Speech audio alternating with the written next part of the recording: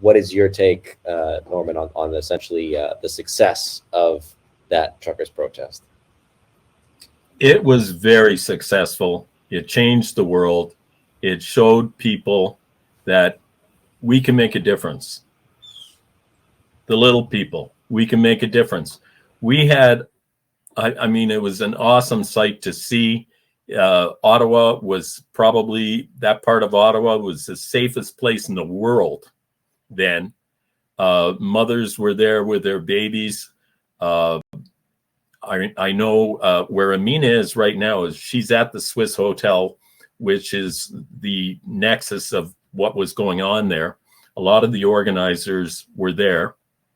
And I remember this guy that came out from Alberta with his 3 teenage daughters. And in the morning, they were stuffing envelopes with $100 bills. And he was saying, okay, you're going to Metcalfe, you're going to Albert Street, whatever. And these people were walking up to the trucks and handing over a $100 bill and saying, is that enough? You want more? Until they were out of money that day. And, you know, we were feeding the homeless. You didn't have to be a trucker to get a meal. Just walk in, you'd get a meal.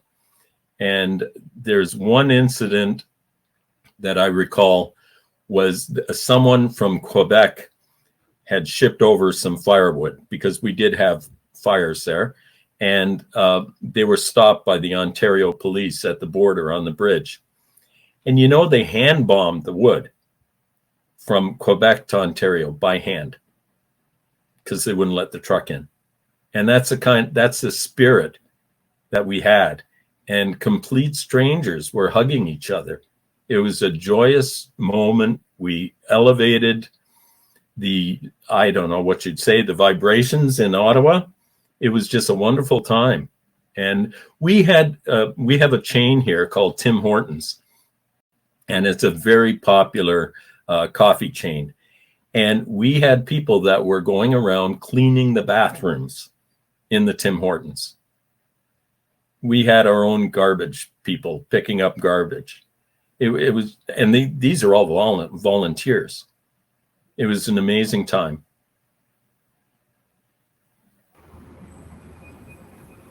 Yeah, I'm going to add something to that.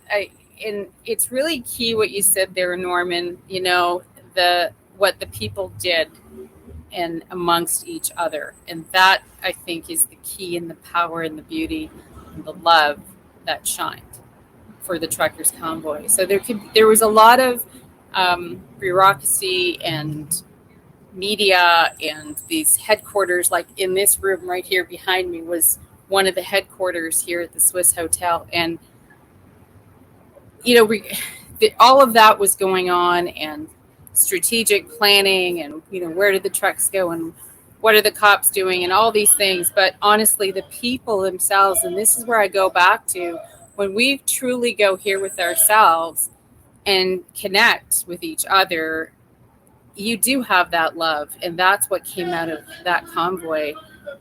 For me, looking at it, is the people were to bring that together, and the love was shining. That's the power. And the rest of it, you know, if we can take that and see what we can do as people in a positive way, I mean, that to me is what we should take away from this. And that's the love that, like I said, that was the love that came out of it, and it was powerful.